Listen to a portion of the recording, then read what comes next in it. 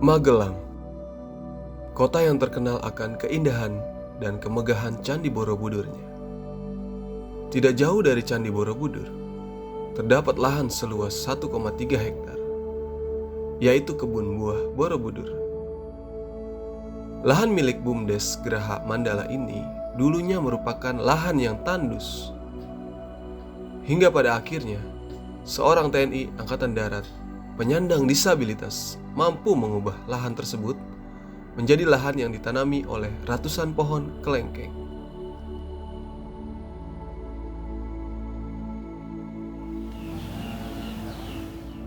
Nama saya Mugianto, pangkat Sirsan 2, dinas di Koramil 19 Borobudur, Kodim 0705 Magelang, Koda 4 Diponegoro. Keterbatasan tidak menjadi penghalang untuk terus berkarya dan berprestasi. Saya dulu memang pertama kepingin menjadi tentara, karena kita melihat banyak tentara latihan, Babinsa, juga ke desa-desa saya itu kelihatan gagah sekali. Jadi motivasi saya mulai dari TK dulu, SD, bagaimana kalau besok besar nanti saya harus dan bisa menjadi tentara. Jadi setelah itu kita tahun 1998 kita mendaftarkan menjadi TNI Angkatan Darat. Yang pertama kita gagal di KES 2 kalau tidak salah. Nah, kita mengulangi lagi yang 1998 gelombang kedua, kita mendaftarkan calon tantama. Dan puji syukur alhamdulillah kita lolos menjadi prajurit Tentara Nasional Indonesia tahun 1998. Tahun 2001 kita masuk di Ambon dan selang beberapa bulan di tepatnya itu tanggal 26 November 2001 kita melaksanakan patroli. Jadi dalam patroli itu kita satu regu, ada komandan peleton, ada komandan regu, ada pelayan radio, ada tim kesehatan, dan saya sendiri. Kebetulan kita di nomor 4 di belakang komandan peleton saya. Di saat patroli kita mungkin jaraknya antara 2 kilo dari home base. Karena di sana kan ada yang namanya kejadian ya yang seperti itu, ya patroli. Setelah patroli kita tidak tahu-tahunya langsung terjadi ledakan. Nah, ledakan saya langsung di tempat kaki saya hilang.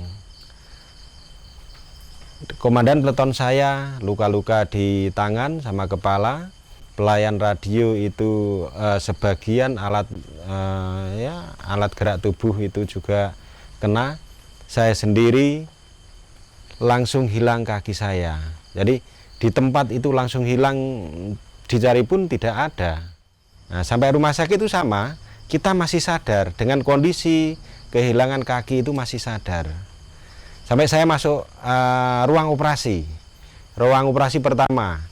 Ruang operasi pertama itu namanya di sana daerah konflik. Itu kita masih sadar, keluar lagi karena mungkin alat peralatannya tidak memenuhi untuk amputasi lagi.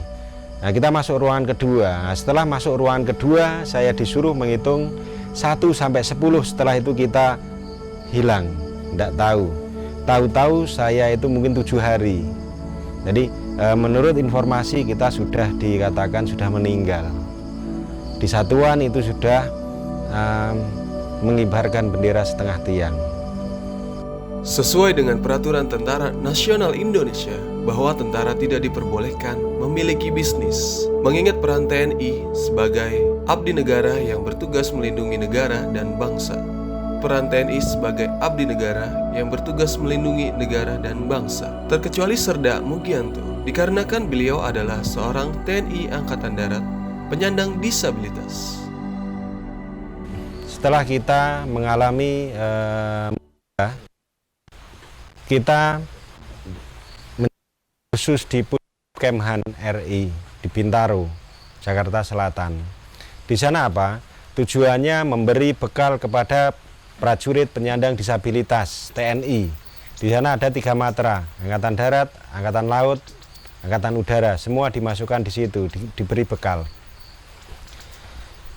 Di sana setelah kita keluar terampil, tahun 2006 kita masuk lagi tingkat mahir. Nah, kebetulan kita juga di bidang pertanian. Justru kita di sana malah tidak menjadi siswa, kita memberikan motivasi, memberikan juga ikut tutornya di sana. Ya intinya kita bekerja sama. Bahkan sampai sekarang pun kita sering diundang di sana di Pusrehab Kemhan RI. Setelah tahun 2006 selesai di sana tingkat mahir 4 bulan, saya pulang. Kita melihat potensi yang ada di Borobudur, peluang yang ada di Borobudur. Berlanjut tahun 2007 kita masuk di sektor pertanian dan kita aplikasikan apa yang kita dapatkan di Pusrehab Kemhan RI. Kita membuat beberapa sektor pertanian seperti tanaman pangan, terus tanaman buah. Lama-lama kita melirik ke tanaman hortik atau tanaman buah. Dari tanaman buah itu kita langsung ke spesifik lagi ke satu varietas yang memang mempunyai nilai ekonomis tinggi dan mempunyai daya saing. Kenapa?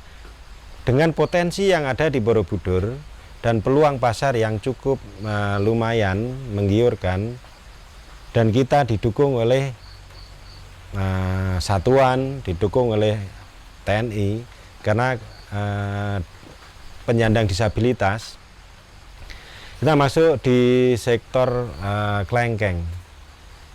Karena apa? Kelengkeng itu dia mempunyai beberapa keunggulan. Di antaranya seperti di sini, tanaman kelengkeng itu bisa dibuahkan kapan saja sesuai dengan keinginan kita, tanpa mengenal musim. Di sini di kebun saya, setiap hari ada buah, setiap hari ada bunga, setiap hari ada panen.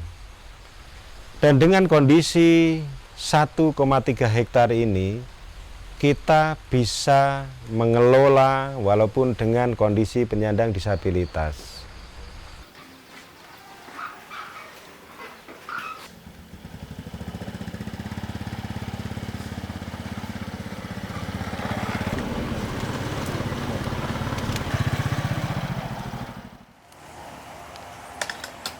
Jadi untuk kebun buah Borobudur ini kita kelola mulai tahun 2019. Manajemen 100% kita kelola di sini. Kita buat konsep agroedukasi di sini.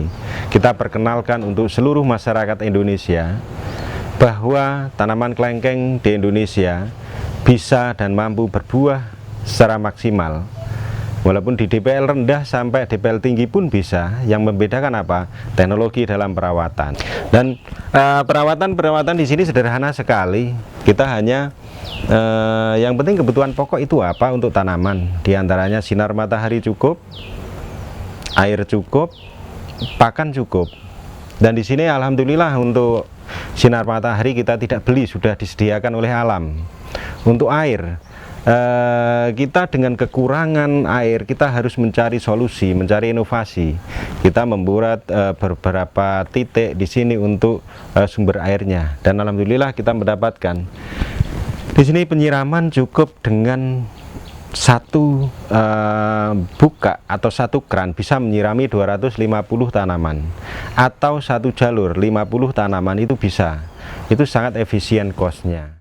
Lahan di sini kebetulan berawal dari kita dengan kondisi kekurangan air, apalagi di Kabupaten Magelang, terutama Borobudur, di saat kemarau di sini kekurangan air. Dulu di sini sangat tandus sekali. Di sini banyak kita tanam hanya 1 kali dalam 1 tahun, terus kita mengubah, kita tanam kelengkeng. Dalam puji syukur alhamdulillah kondisi seperti ini, tanaman bisa subur, bisa menghasilkan, dan ini kelengkeng ini bisa dibuahkan kapan saja sesuai dengan keinginan kita. Jadi seandainya di sini ada 250 pohon, setiap hari ada buah, setiap hari ada bunga, setiap hari ada pasca panen. Memang kita buat seperti itu karena apa?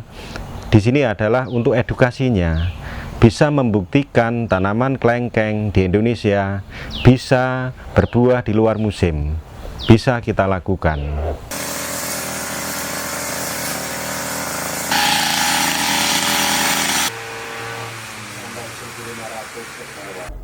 Agrowisata bagi Dinas Pertanian adalah mengembangkan suatu wilayah yang dikemas dengan tanaman-tanaman, khususnya tanaman komersil, tidak hanya tanaman-tanaman horti khususnya sayuran, tetapi juga tanaman-tanaman buah ataupun tanaman yang menghasilkan, yang dapat memberikan nilai tambah bagi petani.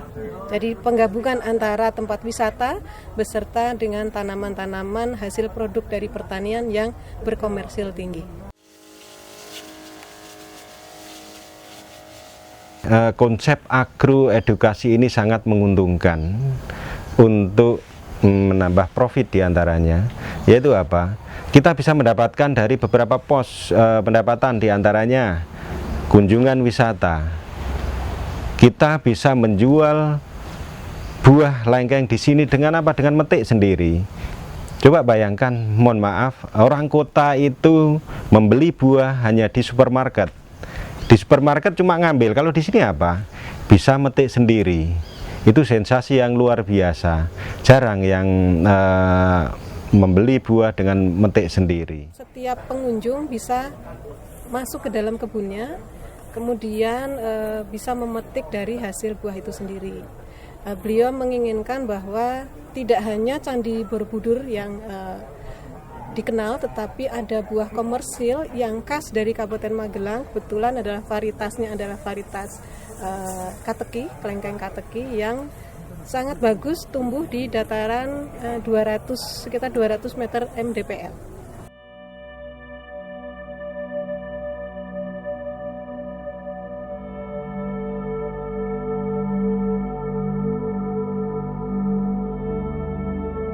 Sosok Serda Mugianto di mata Komandan Koramil dan keluarga merupakan sosok yang inspiratif, hangat, dan rendah hati.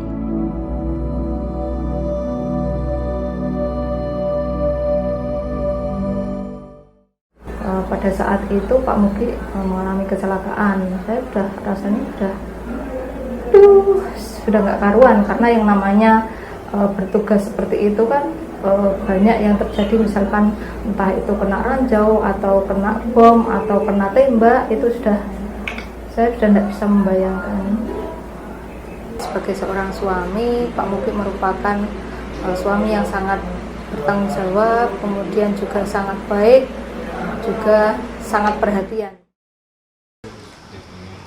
Kenapa diulangi balik? Ini 1, 2, 3, 4. Saya tuh kalau pagi itu sering bangun pagi buat ke jus ibu, terus berangkat kantor.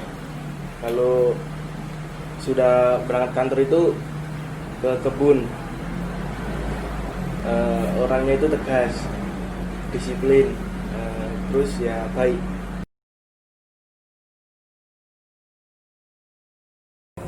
Pak Mugi adalah inspiratif bagi teman-teman di Koramilnya, karena dia yang menyandang disabilitas tapi bisa menjadi motivator. Kemudian kegiatan keseharian kalau di Koramil, karena dengan keterbatasan memang yang bersangkutan Pak Mugi kami kasih kegiatan di kantor mengerjakan operator bagian administrasi.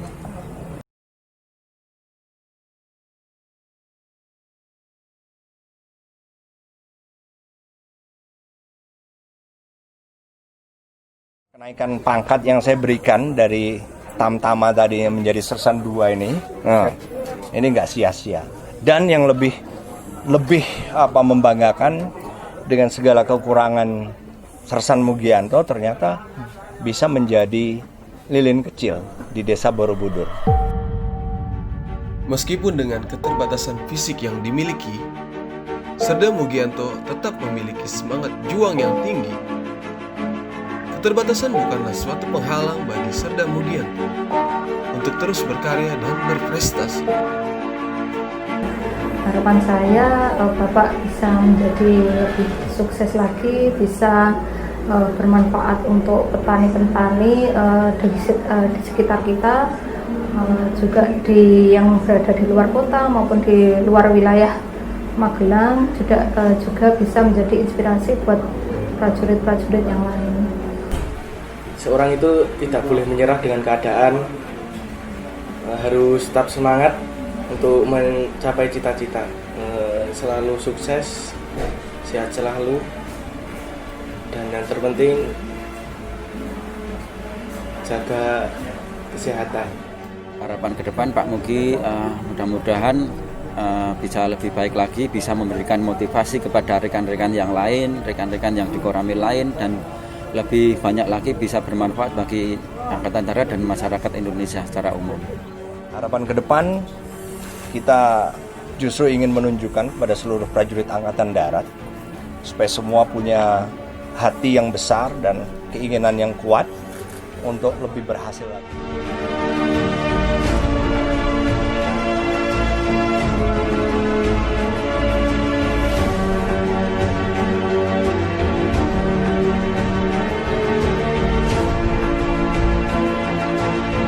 Dengan keterbatasan, dengan kekurangan tidak menjadi penghalang untuk terus berkarya dan berprestasi.